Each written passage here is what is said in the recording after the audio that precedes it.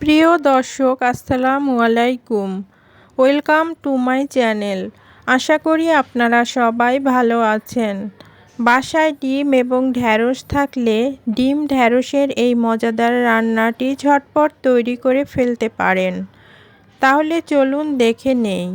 আর আমার রান্নাটি ভালো লাগলে একটি লাইক দিবেন এবং চ্যানেলটি সাবস্ক্রাইব করে নেবেন।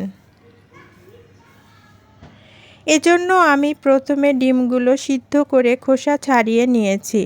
এবার সিদ্ধ ডিমগুলোতে 1 চিমটি হলুদ গুঁড়া, 1 চিমটি মরিচ গুঁড়া এবং সামান্য লবণ দিয়ে মেখে নিলাম। ঢ্যাঁড়সগুলোও আমি 2 টুকরো করে কেটে নিয়েছি। এবার কাটা টুকরোগুলোতে একইভাবে হলুদ গুঁড়া, মরিচ গুঁড়া এবং সামান্য লবণ মেখে নিলাম। প্যানে 1 টেবিল চামচ তেল গরম করে নিলাম। এবার গরম তেলে ডিমগুলো দিয়ে কিছুক্ষণ নেড়েচেড়ে হালকা ভেজে তুলে নিলাম। বেশি কড়া করে ভাজবেন না, তাহলে শক্ত হয়ে যাবে।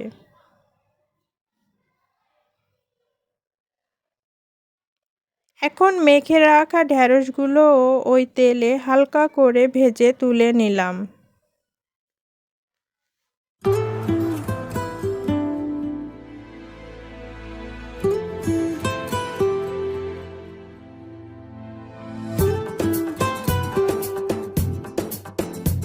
এবার প্যানের বাকি তেলের মধ্যে আরও 1 টেবিল চামচ তেল দিয়ে দিলাম।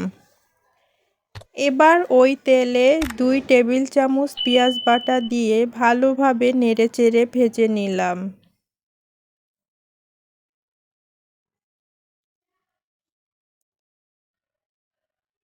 এখন এতে 1 টুকরো তেজপাতা এবং 1 চা চামচ রসুন বাটা দিয়ে ভালোভাবে ভেজে নিলাম।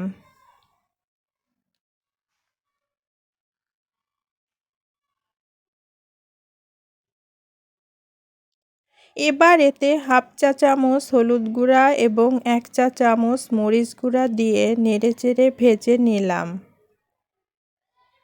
যাতে মশলার কাঁচা গন্ধ চলে যায়।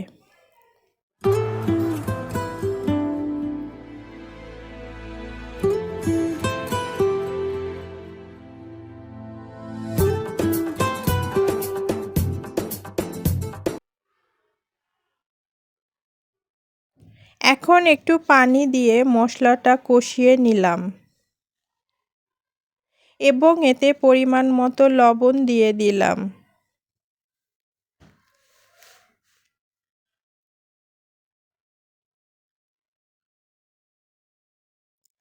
মশলাটা কষানো হয়ে গেলে এতে ভেজে রাখা ঢ্যাঁড়সগুলো দিয়ে দিলাম।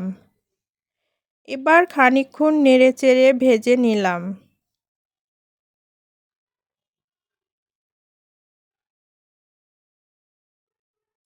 এখন এতে ভেজে রাখা ডিমগুলো দিয়ে ভালোভাবে নেড়েচেড়ে ভেজে নেই।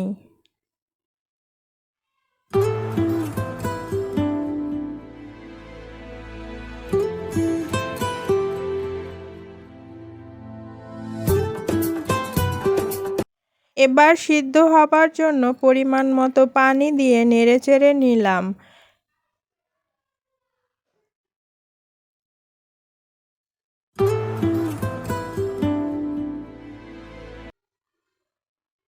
এখন একটা ঢাকনা দিয়ে ঢেকে রেখে দিলাম। কিছুক্ষণ পর ঢাকনা তুলে খানিকক্ষণ নেড়েচেড়ে ভেজে নামিয়ে ফেললাম।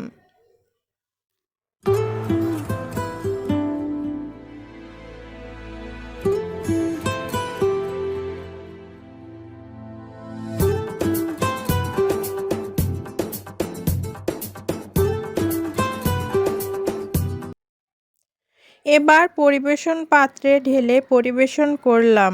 দেখুন, দেখতে যতটা আকর্ষণীয় দেখাচ্ছে, আশা করছি খেতেও মাশাআল্লাহ মজার হবে।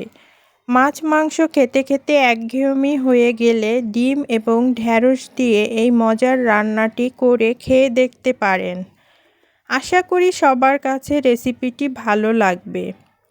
ভালো লাগলে ফ্রেন্ডস অ্যান্ড ফ্যামিলির সাথে শেয়ার করবেন এবং কমেন্ট করে জানাবেন।